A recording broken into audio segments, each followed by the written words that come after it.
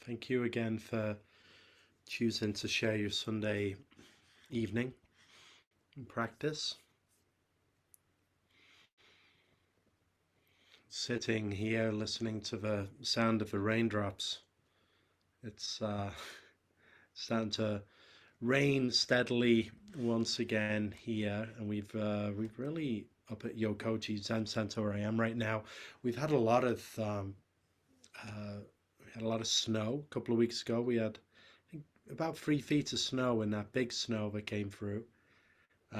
We couldn't compete with the mountains, San Bernardino Mountains, Big Bear, and Mount Baldy had a lot more.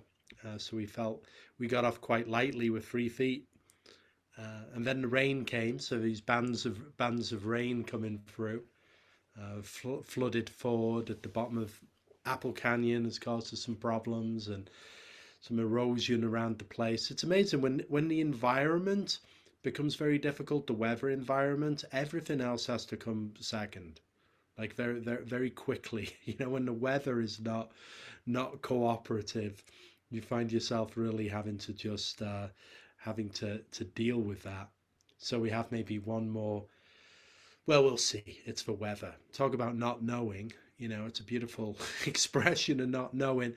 We'll see if this is it before the spring comes. But I must admit, looking forward to some real spring weather arriving soon. We'll see how this latest storm goes. At Aokoji today, we had a Jukai ceremony. It's quite a rare ceremony for me. A Jukai ceremony is when a student, somebody takes on, formalizes their commitment to Buddhist practice and the Buddhist precepts. They sew the first rakusu. So I wear a rakusu typically when I'm leading, which is a Zen Buddhist garment. The first one is made by hand. I did took on the precepts in I think 2002. I'd been practicing some years at that point, and I'd lived here a couple of years, but I was really I wanted to scope it out thoroughly before I committed to. I was kind of wary of joining clubs, or organizations. So, but it felt right, and so 20 years or so ago, I was on the other side of the table that I was today, receiving the precepts, and today I was given the precepts to Pierre, who's one of the residents here, and it's a beautiful ceremony. It's quite a daunting ceremony in one sense for me because um, I I I I do it quite rarely. I don't have many formal students, partly by chance, partly by design. Someone's got to really kind of hound me and really want to do it. I usually say, go ask Tenshin Roshi. He usually does a couple of Jukais a year. I like a couple of different times per year. We'll do Jukai, and for myself, this was like my third one in, I don't know, coming up on 10 years or so. So the ceremony takes a little bit of practice for me to read it through. There are parts that include um, mudras, like uh, mudras that are done with the hands, some of which are hidden. These are quite like ancient mudras that are done during the ceremony, and certain things that are said. There's a water with offering from the altar, and there's some doing things in three directions clockwise and other things in three directions counterclockwise. So it's interesting in that some of these ancient or more mystical elements from the tradition, they still persist and come out in ceremonies like this. But why I wanted to bring it up and share this with you today, like how is this relevant? There's a couple of things that really leapt out today. Um, One is when we begin, we invoke and bring up the Buddha, Dharma, and Sangha, which is called the three jewels, or sometimes the three treasures of Buddhism. Right? Buddha, Dharma, and Sangha. And we can look at Buddha, Dharma, and Sangha perhaps as being like three facets of a single jewel. Right? So it's not that the Buddha is superior to Dharma or superior to Sangha, or any one is different in status, but rather this vehicle has, we could say here, three particular facets. Now, the vehicle of Buddhism is an interesting and unique one in that it isn't founded on a particular belief system per se, right? There's no um, relying on a particular description or distillation of the truth, but rather the Buddha was somebody who was a great explorer of the human condition, right? In ancient times, in like pre-scientific times, right, looking at the reality of a human life, looking into how life actually appears and functions, looking deeply into that, and then seeing how it works, where suffering and difficulty is created, how that functions, and what we can do something about then, how we can reduce unnecessary difficulty and suffering, and how we can promote healing, love, and connection. So a great exploration of being human, the human condition, then seeing, the dark side of the negative aspects of the human condition, and seeing what can be done through practice, technique, and insight in order to alleviate the difficulty inherent in that human condition for the good of this one and for the good of all. So we begin in the ceremony with, we make a declaration of being one with the Buddha, being one with the Dharma, being one with the Sangha. Buddha is the word translated is awakened one. So we talk about that with our practice of meditation. Just be awake when we sit. Right? Be awake. Of course, we are awake. We're not literally sleeping, although that can happen too. Sometimes we might kind of drift off, but we are awake. But this is talking about a different level, or a different expression, perhaps, of wakefulness, of being awake. Right? If we're inside our own head, between the ears, commenting on and picking and choosing our reality while we're sitting, then we take that as not being awake. So we may be sitting and thinking about this and that, thinking this is a difficult meditation, thinking or just analyzing, judging, weighing. That is not the practice, particularly of Zen meditation. When we do that, when we're just involved in our thinking mind, running the commentary and constructing the narrative, right, that has its place, but not in meditation. Because when we do so, we drop out of sync. We drop out of sync with the raindrops, with the feeling, the sight, sound, and the thusness of what this present experience is. So the practice of Buddha, and I said at the beginning, you are a Buddha. Let's sit as Buddhas for 30 minutes. Practice being Buddha. Practice being awake and alive to everything that is internally experienced and externally perceived, and let things be as they are. You see a statue of the Buddha is unperturbed, seems to be even enjoying himself a little, right? Being able to sit, a little smile on the lips, composed and at ease. This is the open allowing and the acceptance of the full reality as is, internally and externally expressed. A radical acceptance and alignment with thusness, with the isness of reality, the Buddha. And we have Dharma, the teachings of the manifestations of reality. Right? We take Dharma in a strict sense, then it would be the teachings of the Buddha, the teachings of the sages and wisdom tradition since. But we also experience, we experience the teachings of the visit to the post office and the teachings of the gas station and the grocery store. Yeah. So the Dharma appears, the teachings of wind and sky, the teachings of rain and sun. Everything that appears. It's the teachings of the Dharma is an expression of the whole and is an expression of thusness. Buddha, Dharma, and sangha.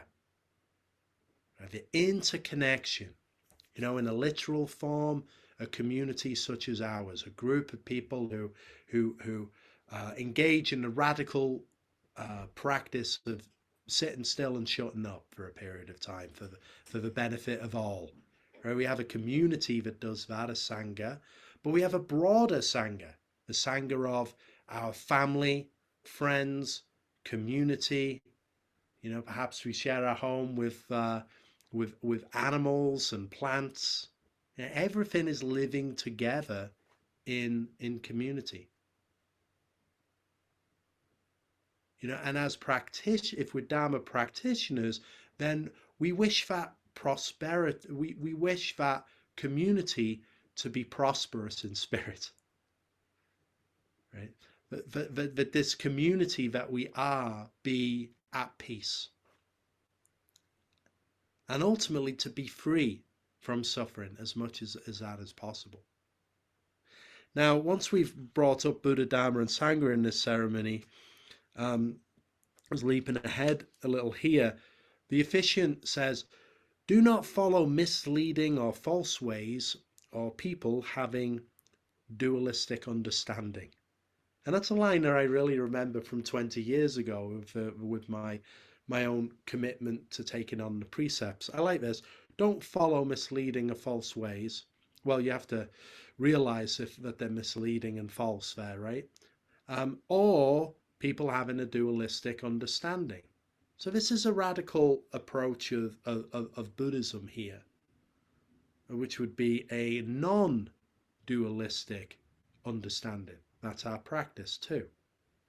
Dualistic understanding is always, we have so many schemes and belief systems for human life, and so many people who are so convinced that their way is the right way, right? It's just like, no, it's this way. This is how it works. This is it. And if you don't believe in this way, then you're on the outs. So then we've got this group of people who believe this and this group of people who believe that. And we know what happens. Right? From this like a belief in a fixedness or a strict dualism, as human beings, we're very prone to fall into a dualistic position. If we bring that to life, a dualistic understanding of right, wrong, a real fixed identity in a certain way that precludes another identity, then we make life smaller, then we block things off. Then there are some people who are in our club and some people who are not. But in the practice of the precepts, everyone's invited. Right? Everyone's allowed, there's a cushion for everyone. There's a bench for everyone. Right? Sometimes and sometimes that's the difficult ones, right? So it's something, it sounds nice. We all practice together, let everyone in. But as we know in life, that is difficult. We find the edges of our own practice and where we're not comfortable. And then the next part, and again, if I go through the whole thing, we'll be here till about 10 o'clock. So I'm leaping to a couple of the points that came out for me that I wanted to bring up. And one is the three pure precepts. The first precepts of the 16 precepts, the 16 precepts, but the ones that I wanted to just focus on now, Buddha, Dharma, and Sangha, and then the three pure precepts of Zen Buddhism, which are: I vow to cease from evil. This is the abiding place of laws and rules of the Buddhas and the very source of the Buddhas. So I vow to cease from evil. Okay. The second one is to vow to do good. This is the Dharma, Samyak Sambodhi, the way of all beings. Vow to do good. And then the third pure precept is, I vow to do good for others. Transcend the profane and be beyond the holy. Liberate oneself and others. So some of the language here can seem a little like, whoa, wow, okay, a little abstract or a bit difficult at times. But this is a tradition. But if we just come back to those three pure precepts, the first one, don't create evil. Sounds a little biblical, doesn't it? You know, just don't create evil. You could say, don't do bad things, even, right? If evil's too strong a word, even from the small to the large. Don't create discord or disharmony. Don't create evil. Now, what is that to create? You know, when I worked on these precepts with my teacher, and he asked me for my, you know, understanding of how do you cease from evil. You know, for myself, my answer is, don't create two things. Don't create two. That is really the root that comes back to what I brought in before of not following a dualistic understanding. Again, that's a real radical shift in Buddhism. It's don't create two things in this world. When we do that, when we split the world, when we have self, and the ultimate example of this is self and other divided. In the human condition, in our human experience of the world, we experience the self, this one here, and we experience other, that one out there. And that is a relative perception, that there is one here and one out there. In our practice of meditation, we dissolve the line between the self and anything out there. That's the art of still sitting when I talk about allowing and meeting directly whatever is felt internally or perceived internally and whatever is felt or perceived that seems to be external. If you can remove the division on the lines between those things, then you see into non-duality. In the internal realm, we have that sense of I identity or of me. There is experience in the world and my thoughts and opinions and understanding of it. But that is always fragmentary and it is always partial. It is always indistinct and it is always ungraspable. So again, in our practice of meditation, we set thinking aside. Let go of interpretation, a commentary and construction, and just allow. Don't be disturbed. If the mind is busy, let the mind be busy. If the mind is quiet, let the mind be quiet. But if we can sit like a Buddha image, like when we see the statue of Kuan Yin or the Buddha, right? We sit in that way, open and allowing, and let go of the bias and the preference system around the experience and the content. Over and over raise this point. But to do so, then you cease from evil or cease from duality. right? There's a great way to keep the precepts is just sit meditation all the time. You can't get into much trouble, right? Just maybe between the ears, you can cook up a few plots, but you can't really do much to negatively impact things when you sit it. So cease from creating other, and then do good. The next step. This is like the action step, right? This, it says here, this is the way of all beings. The Dharma. So cease from evil. First, see things as they are. Resolve or dissolve the lines and the separation between this one and the whole world. Then do good. This is the way of all beings. Do good, right? Or like foster beneficial action. Like when we align with reality as it is, free of a distortion of how we think it ought to be. Right? Because if we have an idea of how things ought to be, then we're always at some level in conflict with the way things are. If we can allow and see and experience things as they are, with all of its difficulty, right, with everything welcome and unwelcome at the same time, but you take a good look and allow it all, that opens up space. Space and freedom. Really allowing that. Then from that position, from that place, from that realization of space and freedom, do good.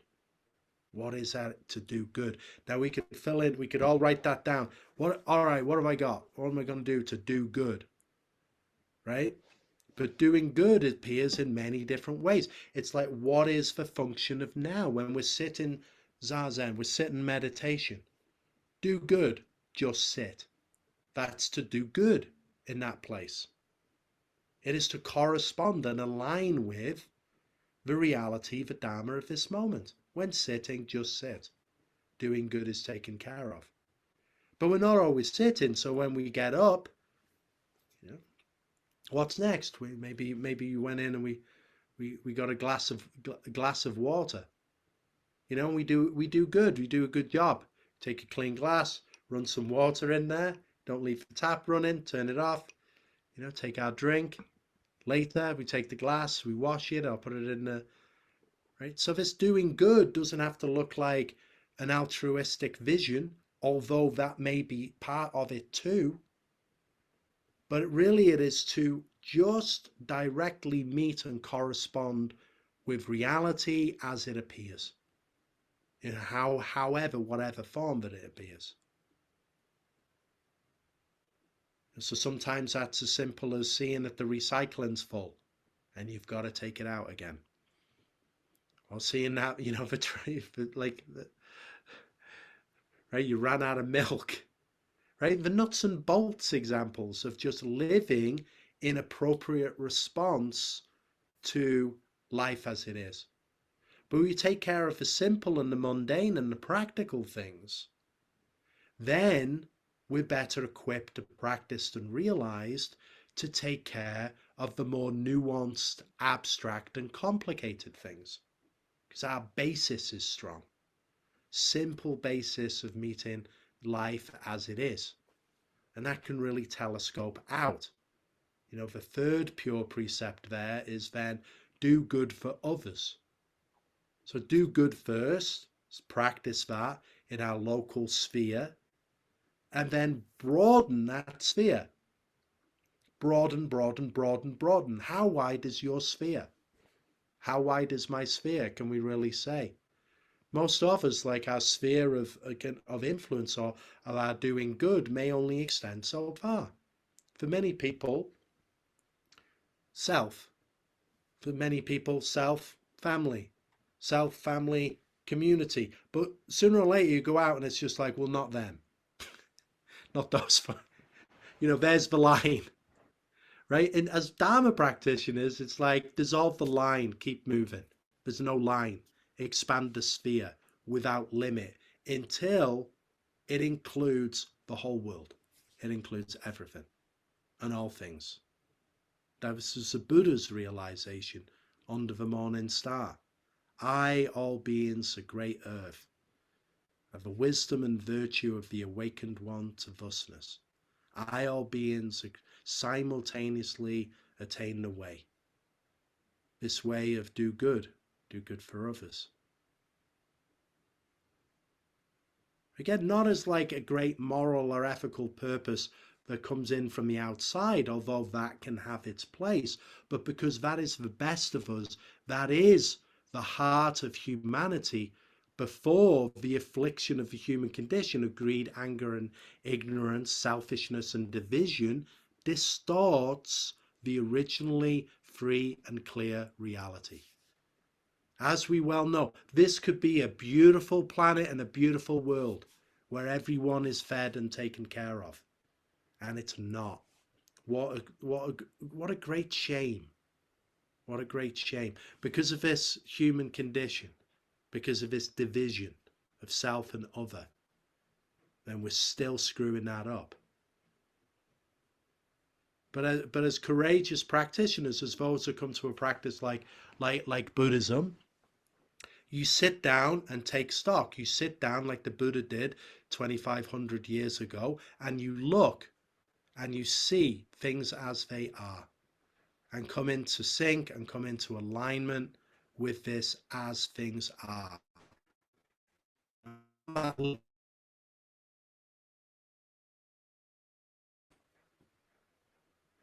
The sky, I was going to say the sky is the limit, but that's not the limit. It goes way beyond that even.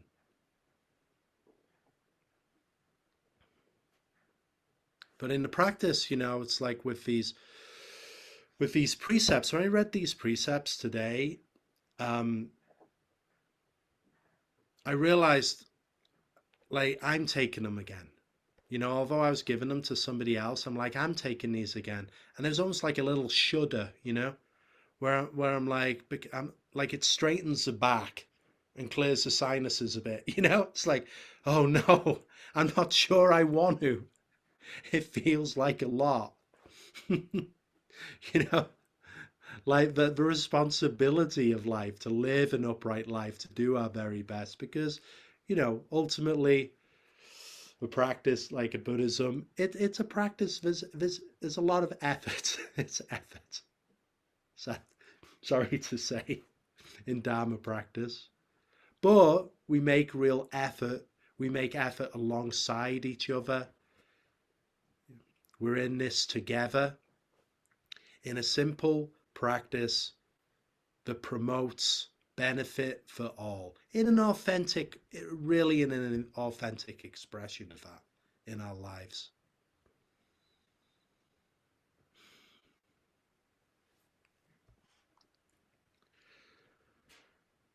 So I think that's plenty for as far as go for precepts. I'm like, and then there's 10 more precepts, but we don't, then